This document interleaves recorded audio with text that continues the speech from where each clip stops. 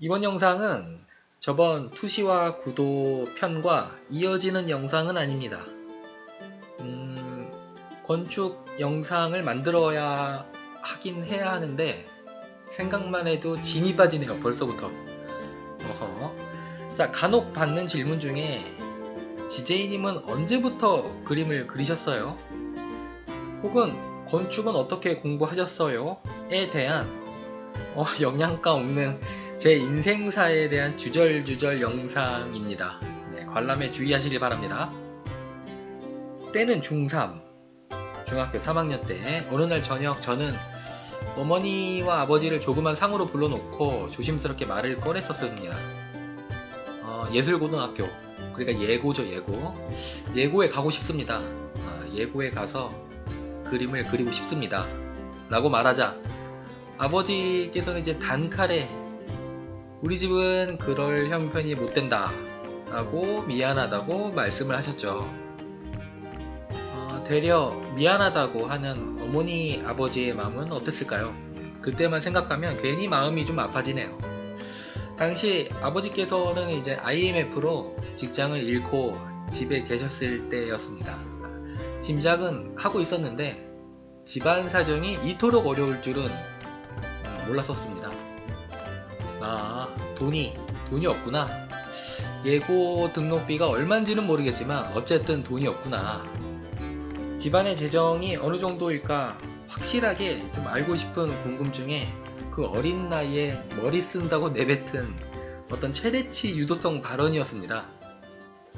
애초에 예고는 제 마음속에 2지망이었고 1지망은 그 옆에 있는 공업고등학교였으니까요. 그래서 말했죠. 그럼 그 옆에 있는 공업고등학교의 건축과를 들어가겠습니다. 그 말을 들은 부모님은 그제서야 얼굴에 화색이 돌면서 그렇게 해서 제 인생 첫 가족 회의는 그렇게 마무리 지을 수 있었습니다. 그것이 이젠 제 인생의 건축을 처음 접하게 되는 시기였습니다. 이런 생각을 했었습니다. 그림은 독학이 가능한데 건축은 독학이 절대 불가능하다. 고등학생에게 건축을 알려준다고? 이거 완전 대박인데? 초등학교 시절부터 건축물 낙서를 해왔었는데 그때부터 느낀 건 미술은 내가 그릴 건축을 꾸며주는 어떤 도구일 뿐 언제나 메인 주제는 건축이다. 이 예고 이놈들 내가 너네보다 훨씬 더 그림을 잘 그릴 수 있다. 그때 뭔가 자격지심, 열등감, 막 부글부글 화가 분노가 어찌나 그렇게 차던지 자, 그렇게 꿈에 바라던 건축 제도와 투시도를 고등학교 때 터득하게 되었고 저는 운 좋게도 대학에 입학하여 도시공학을 전공하게 되었습니다. 전공에 깊게 공부할수록 알게 된 점은 도시와 돈의 관계성이 이토록 밀접할 줄은 처음 알게 되었습니다. 도시라는 것은 건축과 규모 자체가 달라서 한번 설계가 잘못되면 끝장이다. 설계가 곧 돈이다. 디자인이 곧 돈이다. 네가 설계한 디자인이 돈이 되어야 한다. 라는 강한 인상을 남겨준 그런 학과였고 그런 학문이었습니다. 저에게 있어서 말이죠. 그러고 이제 2학년 1학기를 마치고 이제 중간에 학업 중간에 이제 국가의 부름으로 이제 공명단의 자대 배치를 받았었죠. 건축 전공 출신 선임들을 만나면서 건축 잡지인 스페이스를 알게 됩니다.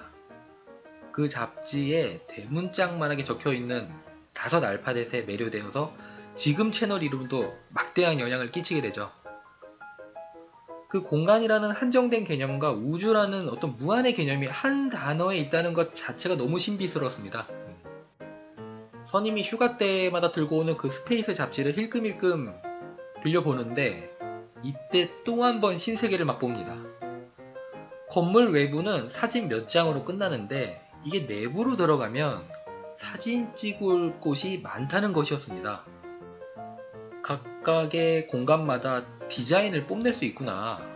이것이 바로 인테리어라고 하는 거구나.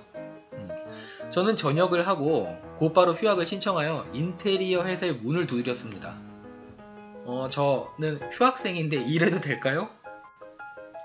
운이 좋게도 그쪽에서 이제 환영해 줄 수 있었고, 휴학 기간이 끝날 때쯤 저는 다시 그 회사와 다시금 계약을 해서 대학의 공강 시간대와 휴일에 근무하는 조건, 숙식은 제공하마 하는 대표님 딜에 졸업 때까지 학업과 병행하며 인테리어 회사에서 일을 할 수 있었습니다.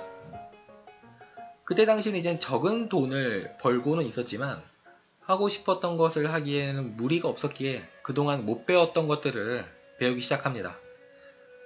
배경어나 학원 다니기.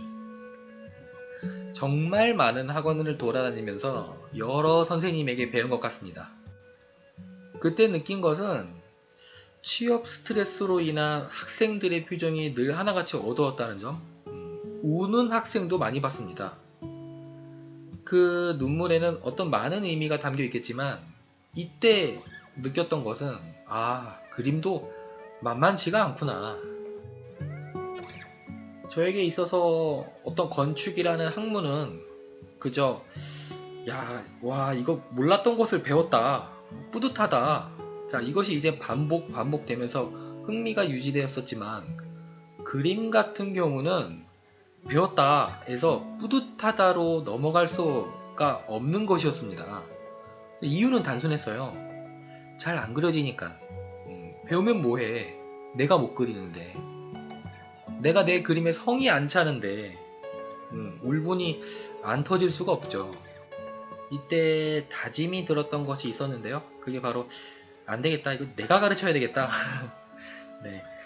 학생이 원하는 수준이 있으면 그 수준을 내가 공부를 해서 다시 알려줘야 되겠다.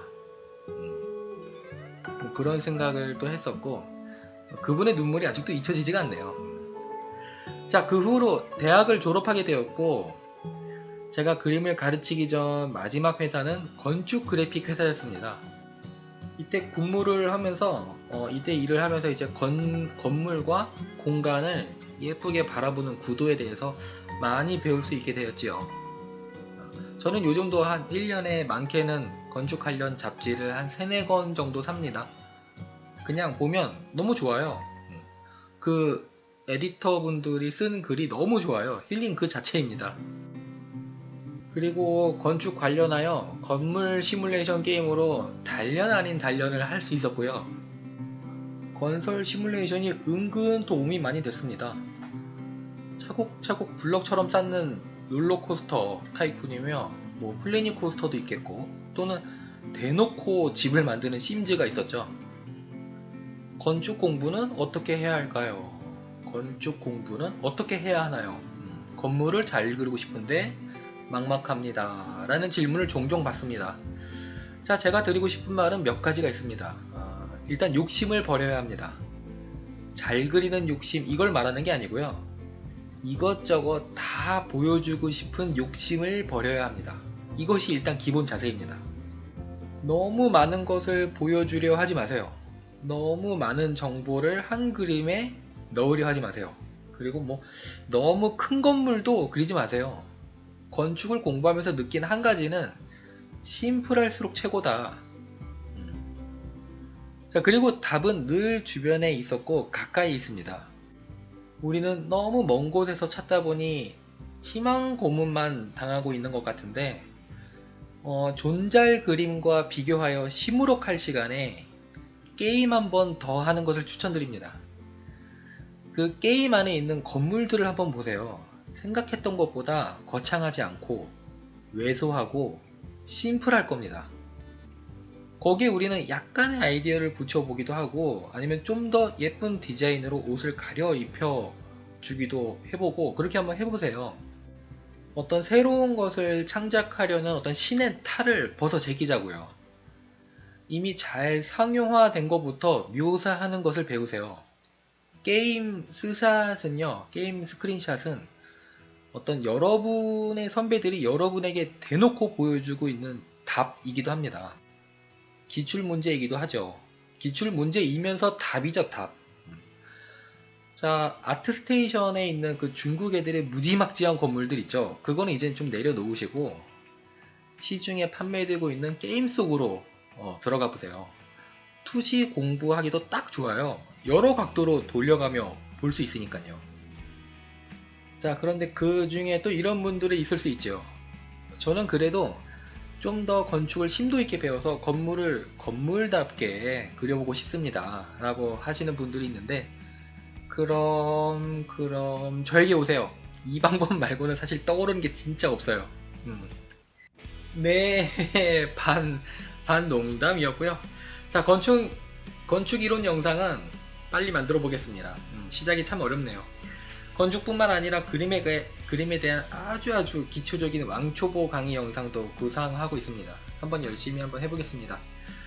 자, 그러면 좋은 하루 보내시고 오늘도 좋은 그림 그리시길 바라겠습니다. 감사합니다.